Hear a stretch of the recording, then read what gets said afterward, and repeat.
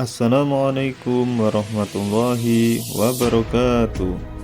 Berikut adalah demonstrasi kontekstual modul 2.3.A.7 tentang coaching bersama saya Khairul Huda CGP Angkatan 4 Kabupaten Pasuruan. Dalam hal ini, saya akan mempraktekkan coaching bersama rekan sejawat saya. Dalam praktek coaching ini, saya menggunakan model TIRTA, yaitu T. Tujuan, I. Identifikasi masalah, R. Rencana aksi, dan T. Tanggung jawab. Adapun gambaran kasusnya sebagai berikut. Bu Indah, seorang guru bahasa Indonesia di SMA N1 Tosari, merasa bingung setiap mengajar anak kelas 10 IPS. Setiap mengajar di kelas 10 IPS, anak-anaknya selalu ramai dan tidak memperhatikan, seolah-olah tidak tertarik dengan apa yang disampaikan oleh Bu Indah, sehingga beliau merasa kurang dihargai oleh anak-anak. Bu Indah berupaya mencari solusi dari permasalahan yang dialaminya dengan meminta masukan dari Pak Huda.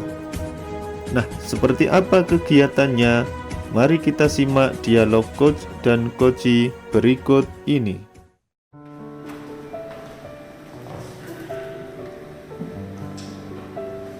Kenapa Bu Indah kok datang-datang kelihatan cemberut, kelihatan lesu seperti itu? Ini Pak, habis ngajar di kelas 10 IPS. Capek karena saya ngajar di kelas 10 IPS itu. Capek gimana Bu? Saya lihat selama ini Bu Indah itu kalau ngajar enjoy dan juga rajin. Iya sih Pak, tapi kalau di kelas 10 IPS ini setiap saya ngajar anak-anak itu ramai dan tidak mendengarkan. Saya jadi capek kalau menjelaskan ke anak-anak. Kalau boleh tahu nih, apa yang membuat Bu Indah merasa seperti itu ke anak-anak? Apa bisa diceritakan ke saya? Barangkali dengan Bu Indah cerita ke saya bisa sedikit membantu. Wah, kebetulan sekali kalau begitu Pak. Soalnya saya sebenarnya juga ingin berkonsultasi teman mungkin terkait masalah saya, tapi saya belum tahu harus cerita ke siapa. Nah kalau gitu, coba Bu Indah ceritakan saja ke saya. Barangkali dengan Bu Indah cerita ke saya, Bu Indah bisa lega, bisa plong nantinya, dan Bu Indah juga bisa mendapat solusi. Wah, terima kasih Pak Uda. Jadi Bu Indah, apa sebenarnya masalahnya? Apa yang bisa saya bantu untuk Bu Indah? Dan nanti ketika Bu Indah selesai bercerita ke saya, apa yang Bu Indah harapkan? Jadi gini Pak, setiap saya ngajar di kelas 10 IPS itu anak-anak itu selalu ramai, berbicara sendiri, cenderung tidak memperhatikan pelajaran saya. Jadi saya merasa anak-anak itu tidak tertarik dengan pelajaran saya. Selain itu saya juga jadi merasa anak-anak itu tidak menghargai saya. Saya ingin harapannya itu anak-anak kelas 10 IPS itu tertarik dengan pelajaran saya, memperhatikan dan aktif seperti itu Pak. Jadi seperti itu. Lalu apakah Bu Indah pernah bertanya ke anak-anak, kenapa kok anak-anak tidak memperhatikan atau mungkin kurang tertarik dengan pembelajaran yang Bu Indah sampaikan? Sudah Pak, saya sudah pernah tanya ke anak-anak, tetapi anak-anak itu tidak mengatakan apa-apa. Malah saya juga pernah bertanya ke teman yang lain, apakah mungkin di mata lain, di mata pelajaran lain anak-anak juga seperti itu, juga tidak aktif, tidak memperhatikan, tapi ternyata tidak. Anak-anak di mata pelajaran lain rajin dan aktif bertanya. Apakah Bu Indah ketika mengajar di kelas lain juga mengalami kasus yang sama seperti itu? Saya rasa tidak Pak, kalau di kelas lain itu anak-anak cenderung memperhatikan, aktif juga, dan terlihat kalau mereka itu tertarik dengan pembelajaran saya. Hanya di kelas 10 IPS ini aja anak-anak yang tidak memperhatikan dan seolah-olah tidak tertarik dengan pembelajaran saya. Seperti itu ya. Apakah barangkali model pembelajaran yang Bu Indah gunakan di kelas 10 IPS tadi ya, Iya. dengan kelas-kelas yang lain barangkali berbeda? Kalau Kalau model pembelajaran yang saya gunakan selama ini sebenarnya cenderung sama, Pak. Hanya saja untuk media pembelajarannya memang ada sedikit berbeda. Sedikit berbeda gimana maksudnya? Coba diceritakan lebih detail ke saya tentang yang Bu Indah tadi maksud tentang media itu. Jadi begini, Pak, selama ini kan di pembelajaran saya itu saya menggunakan media pembelajaran interaktif seperti menampilkan PPT, video, gambar, atau bahkan film. Namun karena jadwal saya di kelas 10 IPS itu berbarengan bentrok dengan jadwalnya Pak Yaya di kelas 10 IPA, kami kan di dalam pembelajaran sama-sama menggunakan proyektor. Jadi saya ketika hari Senin dan hari Rabu itu tidak bisa menggunakan proyektor karena dipakai sama Pak Yaya. Alhasil di dalam pembelajaran khusus untuk kelas 10 IPS saya tidak menggunakan proyektor dan hanya ceramah saja. Oh, seperti itu ya. Berarti ketika pembelajaran di kelas 10 IPS tersebut, Bu Indah hanya cenderung berceramah saja dan tidak dapat menggunakan media pembelajaran interaktif, maksudnya gitu ya? Iya, sepertinya begitu, Pak. Nah, kalau begitu berarti Bu Indah kan sudah tahu permasalahan sebenarnya yang membuat anak-anak kelas 10 IPS tidak tertarik dan tidak memperhatikan dengan pembelajaran yang diberikan.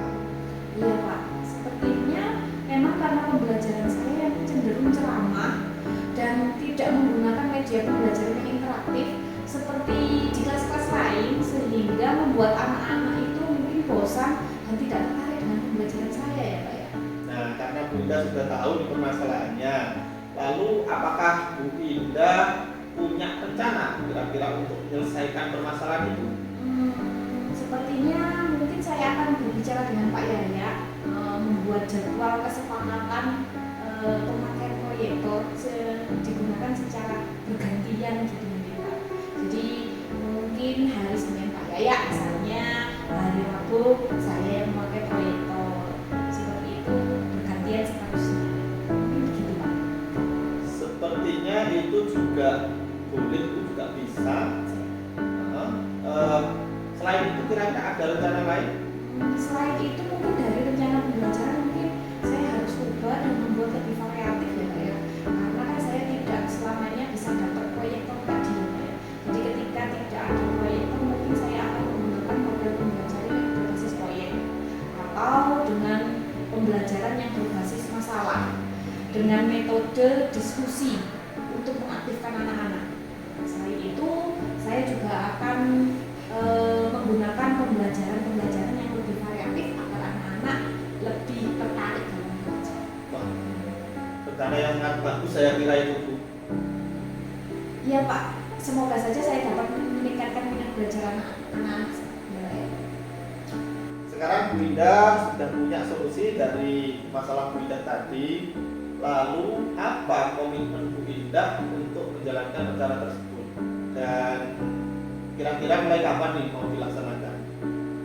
Mungkin nanti setelah pembelajaran ini selesai, saya mungkin akan menemui Pak Yaya untuk membuat kesepakatan mengenai hari pemakaian proyektor itu. Kemudian nanti malam mungkin saya akan mencoba membuat atau merencanakan pembelajaran yang lebih baik, memilih model, media, metode pembelajaran yang lebih variatif sesuai dengan kebutuhan anak-anak. Kemudian mungkin saya juga akan meminta saran dari Wakapurikulum Bu Dina untuk mengecek perencanaan pembelajaran saya itu apakah sudah benar. Saya kira sudah tepat sekali, Bu, dan itu juga sudah rencana yang sangat bagus. Dan dari obrolan kita tadi, saya kira juga Bu Indah sudah menemukan solusi dari permasalahan yang Bu Indah hadapi tadi. Selanjutnya tergantung Bu Indah sendiri bagaimana Bu Indah melaksanakan dari perencanaan yang sudah Bu Indah buat tadi. Terus sekarang gimana Bu Indah perasaannya? Apakah sudah lega, sudah plong? Iya, Pak, sekarang saya sudah lega, sudah lebih tenang, sudah tahu apa yang harus saya lakukan. Apakah masih ada ada hal lain barangkali yang mungkin masih perlu Bu Indah bicarakan dengan saya? Saya kira cuma itu Pak. Terima kasih banyak ya Pak atas bantuannya. Ya, sama-sama Bu Indah. Demikian demonstrasi kontekstual modul 2.3.A.7 tentang coaching. Terima kasih. Wassalamualaikum warahmatullahi wabarakatuh.